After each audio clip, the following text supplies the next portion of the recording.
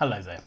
Today I'm delighted to be taking a look at a wine from one of my absolute favourite wine producers. This is Egon Müller's Scharzhof Riesling. This is a Qba and it's from the 2020 vintage. So Egon Müller is famed for making some of the most expensive Rieslings in Germany, on the planet, for managing one of the largest portions of the fantastic Scharzhofberg vineyard, a grosses Gewachs. Not that he makes it as a GG, but it is classified as such. So this legendary vineyard and a highly respected producer. Now, the estate on the Scharzhofberg dates back to 1798, when under Napoleon various church landholdings were ordered to be sold off. And in the case of the Scharzhof Hill, the large portion of it was bought by somebody called Jean-Jacques Koch, who had formerly been one of the monks at the abbey whose vineyard this had been. I think the other brothers in the abbey had thought that he was buying it so that it could be restored to them, but actually instead he chose to marry, had 7 children, and continued to run the estate for the rest of his life. The Müller family's connection with the Scharzhofberg estate comes when in 1837 Felix Müller marries one of Jean-Jacques Koch's daughters.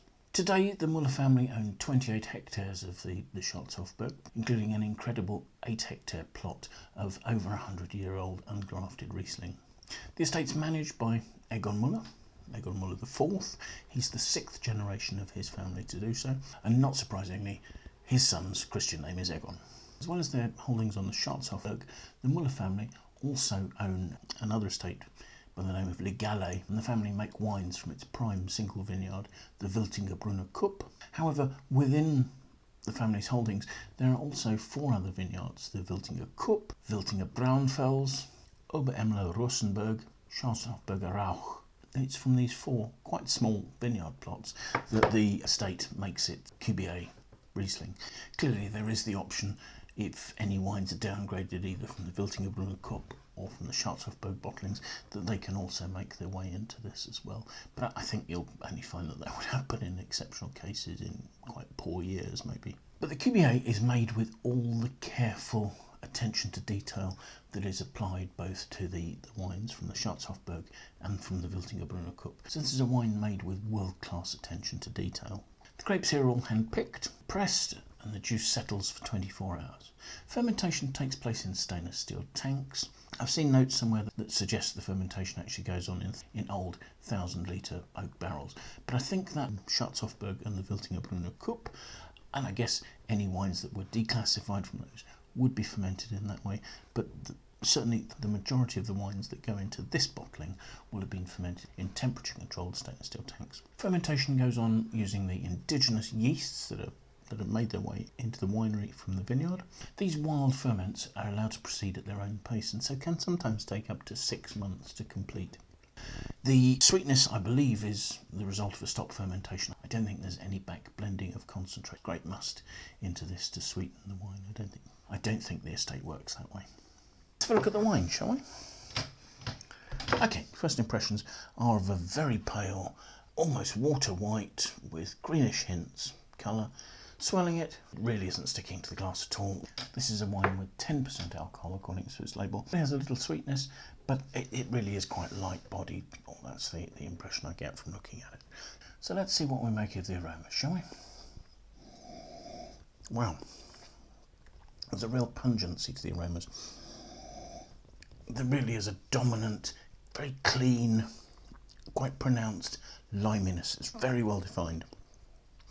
There are touches of lime pith. There are higher notes of lime blossom. And the whole thing is backed up, is underscored by a rather sort of crisp, almost steely, minerally note sitting behind that. So let's taste and see what we make of that.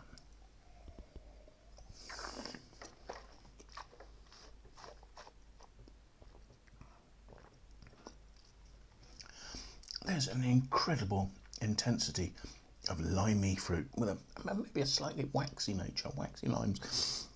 There's lovely fresh acidity, sort of almost piercing, steely, rapier-like acidity, cutting deftly through the fruit there. There are notes of, I've said lime pith, there's perhaps there are notes of lime blossom as well, sort of more high-tone notes, slightly sort of sherbety and floral perfumes. So there's plenty going on. The wine has an incredible intensity of flavour. It's this liminess again running right the way through it, supported so well by this acidity. It's relatively light-bodied, but there's a wonderful concentration in the middle there, and that's giving fabulous length.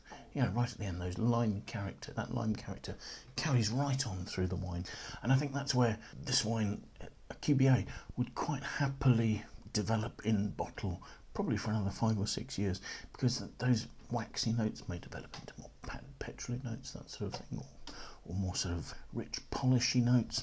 There's plenty going on there, and the fruit would probably gain a bit of richness and some slightly honeyed notes with time as well.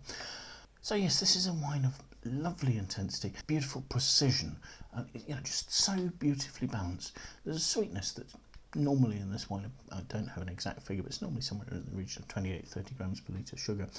And yet it doesn't finish particularly sweet. The sweetness is seen on the front palate, but it doesn't really come to the fore.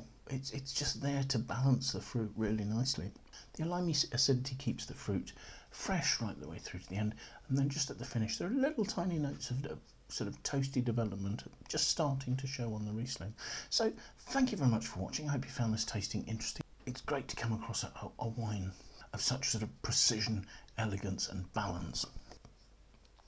Something really special, and not what I was expecting from what is the estate's entry-level wine, a Kwalitätswein BA. So yes, if you've enjoyed the tasting, do please press the like button. Do please feel free to share it with your friends if you think they'd be interested. Also, we'd love it if you leave some comments. We'd like to get some feedback on what you think of the wines, the tastings we're doing, or anything else related to that. Please also consider signing up and following us on YouTube. It'd be fantastic to have your support. But most importantly, I do hope you'll manage to take some time, join us for another tasting in the very near future.